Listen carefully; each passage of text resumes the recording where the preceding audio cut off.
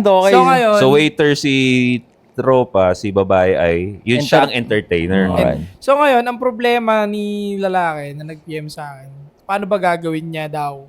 Kasi lagi niya nakikita na may mga extrang ginagawa, gaya ng, yun nga, pagpapautog nga sa mga customer. Pinakatanong niya is, paano niya i-handle yung hindi niya mapigilan na mainis? Alam mo yun, nayayamot siya eh.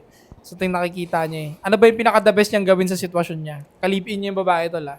Tapos sinabihan pa siya ng babae niya na, kapag ako, pinigilan mo mag-work dito, mag-iwalay tayo.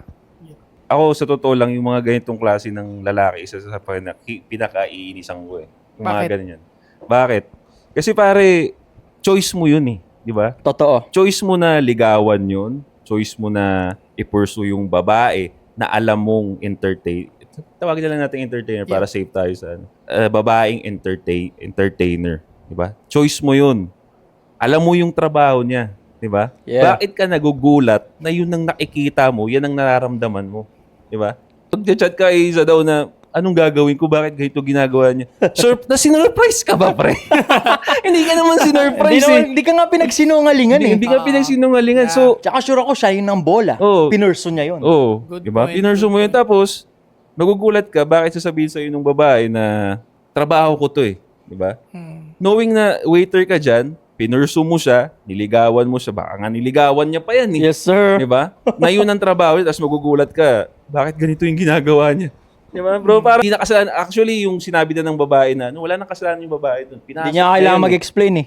Pinasok niya yun eh. Kumbaga parang, merong iskinita rito na maliwanag, may ilaw, maraming puno.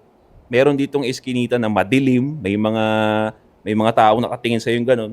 Pinasok mo yung iskinitang madilim, Yeah. di ba? Parang choice mo yun. Pero, ano yung pinaka-best way na gawin na lang? Hiwalayin mo na. Di ba? Kasi kung hindi mo, kung nasasaktan ka sa ganyang klase ng trabaho ng babae, sabi nga niya to, hindi para sa iyo yun. Di ba? Tama. Ba't ka nandyan? Ba't ka nandyan? So, hiwalayin mo na lang yan. Hiwalayin mo na lang yan. Kung hindi mo pwede pagsabihan yan, dyan kumikita yan. Yes, sir.